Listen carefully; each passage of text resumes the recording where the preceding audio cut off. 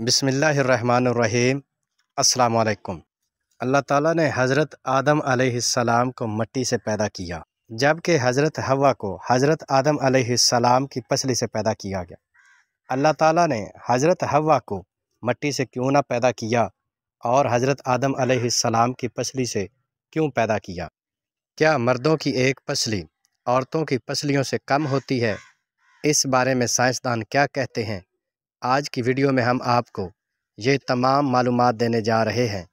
یہ ویڈیو انتہائی ایمان افروز اور معلوماتی ہونے والی ہے، لہٰذا آپ سے گزارش ہے کہ ہمارے ساتھ رہیے گا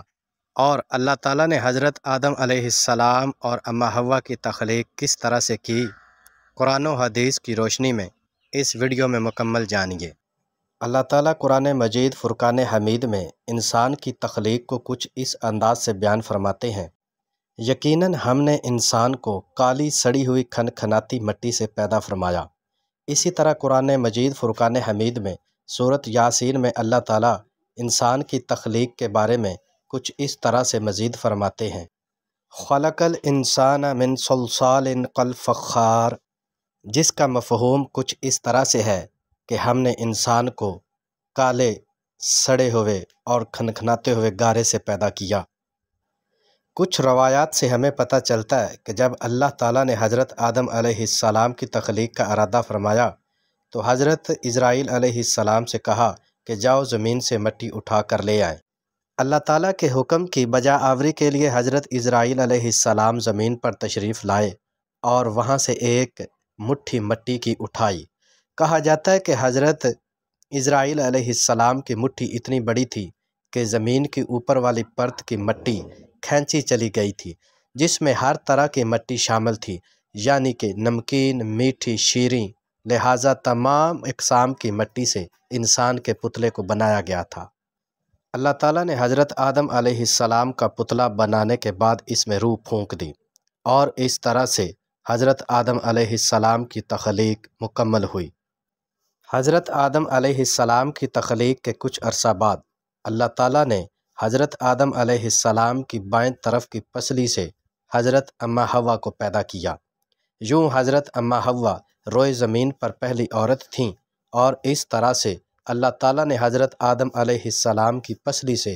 حضرت اماں حوا کو پیدا فرمایا۔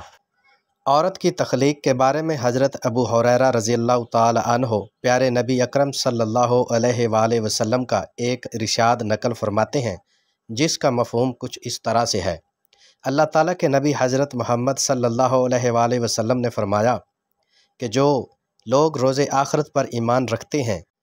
پڑوسیوں سے اچھا سلوک کریں اور خواتین کے ساتھ اچھا سلوک کریں، کیونکہ خواتین کو پسلی سے پیدا کیا گیا ہے اور اس پسلی سے پیدا کیا گیا ہے جو سب سے زیادہ ٹیڑھی تھی، یعنی سب سے اوپر والی پسلی سے اگر تم اس کو سیدھا کرنے کی کوشش کرو گے تو وہ ٹوٹ جائے گی، اگر ان کے ساتھ نرم رویہ اختیار کریں گے تو وہ بہتر ہوگا۔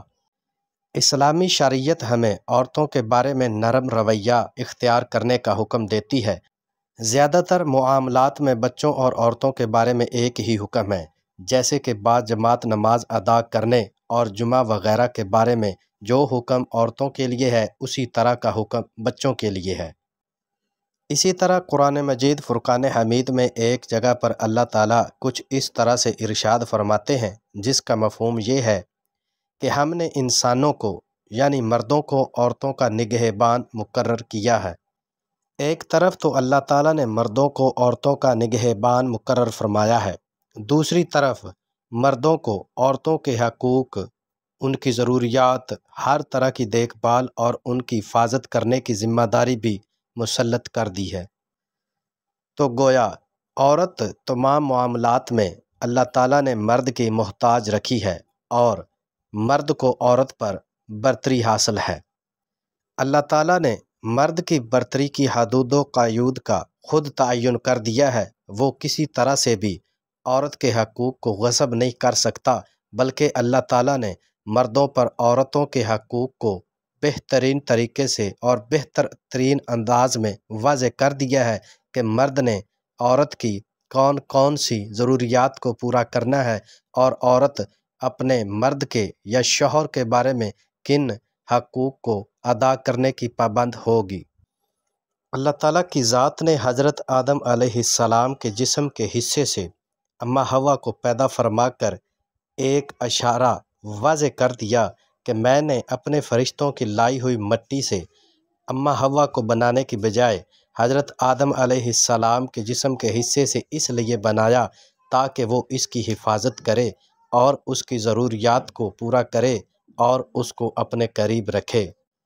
بائیں طرف کی اوپر والی پسلی سے عورت کو پیدا کرنے کی وجہ سے ایک ہمیں اس بات کا اشارہ بھی ملتا ہے کہ وہ پسلی دل کے انتہائی قریب ہوتی ہے، اس لیے اللہ تعالیٰ نے حضرت آدم علیہ السلام کی پسلی سے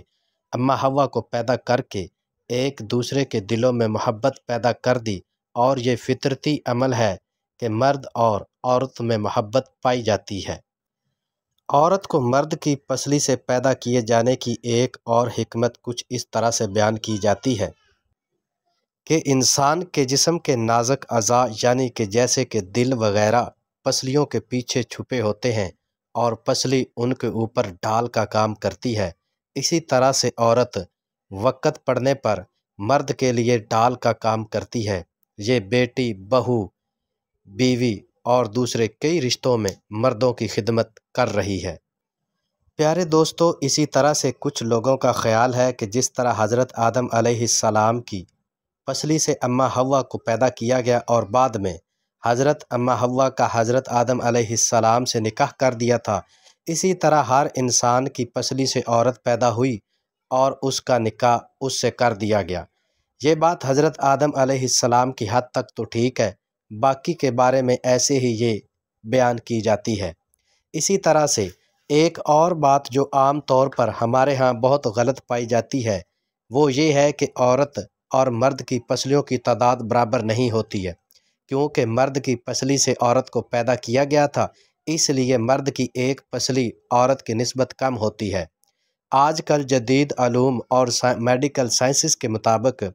مرد اور عورت دونوں کی پسلیوں کی تعداد تقریباً 24 ہوتی ہے، یعنی بالغ مرد اور عورت کی پسلیوں کے 12 سیٹ ہوتے ہیں اور یہ دونوں طرف یعنی جوڑے کی شکل میں ہوتے ہیں، تو ان کی تعداد 24 ہوتی ہے۔ یہ بھی ہمارے عام طور پر بہت ہی غلط بات پائی جاتی ہے کہ کہا جاتا ہے کہ عورت کی پسلیاں زیادہ ہوتی ہیں اور مرد کی کم ہوتی ہیں، جیسا کہ حقیقت میں ایسا کچھ نہیں ہے۔ اللہ تعالیٰ نے حضرت آدم علیہ السلام کو چونکہ مٹی سے پیدا کیا تھا اور بعد میں اسی مٹی کے بنے ہوئے انسان کی پسلی سے ایک عورت کو پیدا کیا گیا، تو اس سے ہمیں پتہ چلتا ہے کہ بنیادی طور پر انسان کو مٹی سے بنایا گیا ہے، کیونکہ عورت بھی انسان کی پسلی سے نکلی ہے اور وہ پسلی بھی اللہ تعالیٰ نے مٹی ہی سے بنیادی طور پر پیدا کی تھی۔ تو اس طرح تمام انسانوں کی بنیاد مٹی ہے۔ اللہ تعالیٰ ہم سب کو اسلام پر عمل کرنے کی توفیق دے، آمین۔